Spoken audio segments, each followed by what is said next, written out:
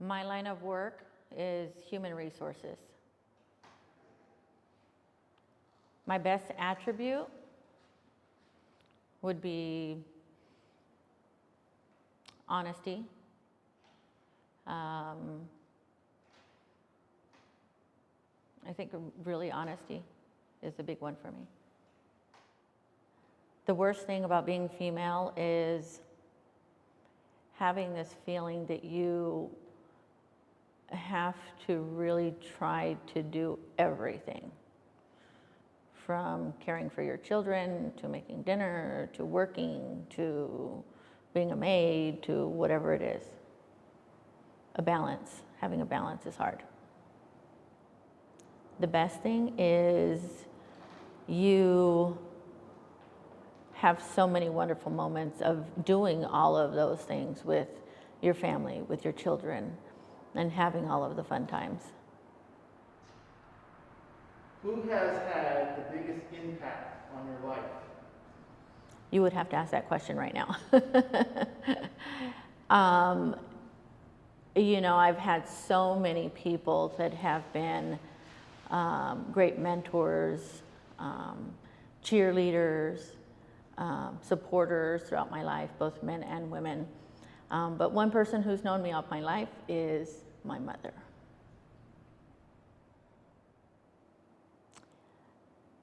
My biggest challenge in life in general would be more of trying just to balance everything, trying to make sure I have quality time with my family. True quality time, not just time. What word best describes you? There's so many. I'm going to say funny, sincere, giving, and I'll throw a funny word out there. I'm going to say chingona.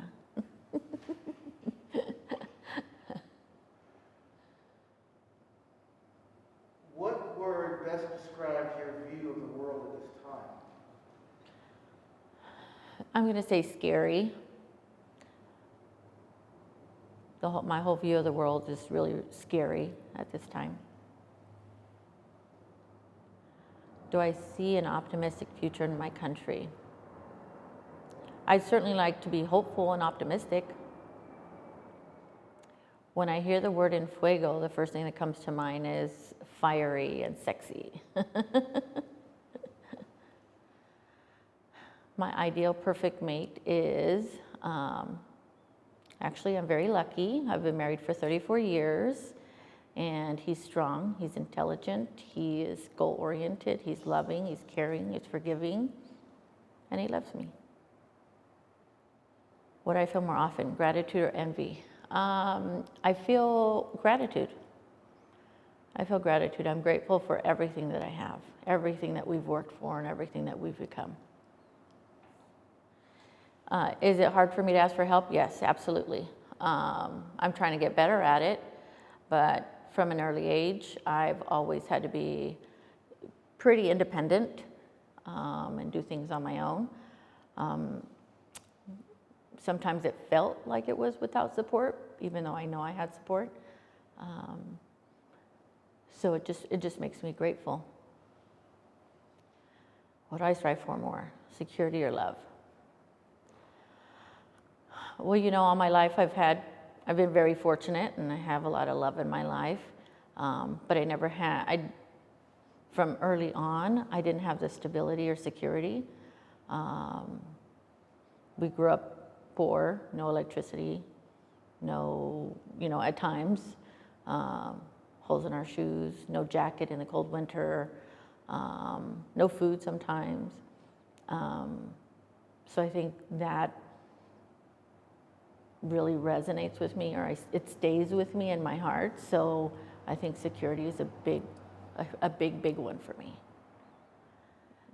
If I was on a desert island, who would I want it to be? One person. I'm gonna have to say my husband. He's resourceful. He would know what to do. He would probably teach me how to do whatever we need to do on an island. eat, hunt, food, whatever it is. So he's the one person I would choose. One superpower. If I could have one superpower, I think I would be. It would be a super healing power. I'd want to like heal everybody from illnesses or your heart, your mind, your soul, your everything. So the most memorable gift I've ever received. Wow. So years ago, our 3 kids decided to go for a photo shoot of the 3 of them, and actually gifted my husband and I a beautiful photograph kind of collection for us. And it was something that I never expected. So it was just nice to see all 3 of our kids together. The biggest lesson life has taught me is that you really just have to, sorry, you're making me cry already.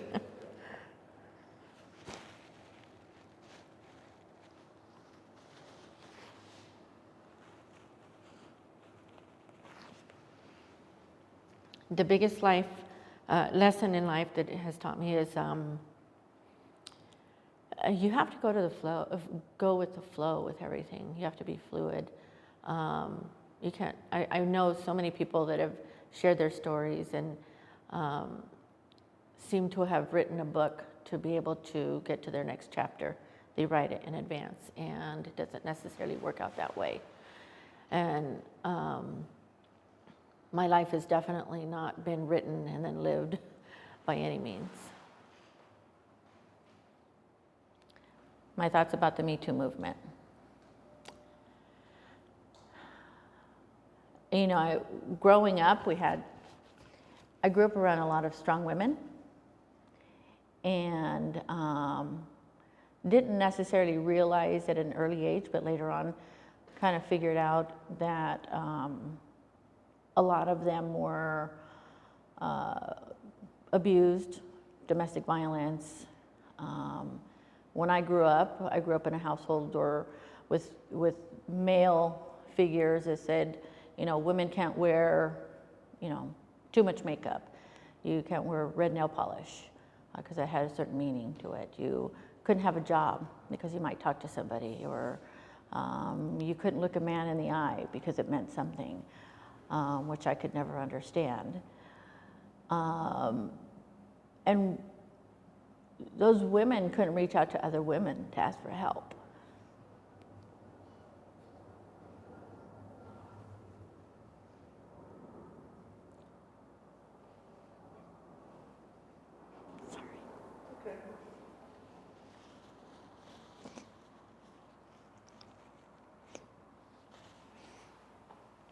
You know, you just felt like you had no value. You weren't heard, you weren't seen. And I think with the MeToo movement, just knowing that women can uplift another woman, it's such a beautiful thing. And women who support women or men or whoever it is, I think that it's amazing to see the transformation that's happening. I think that we have a long way to go, but it's just amazing to see that we as women now have a voice.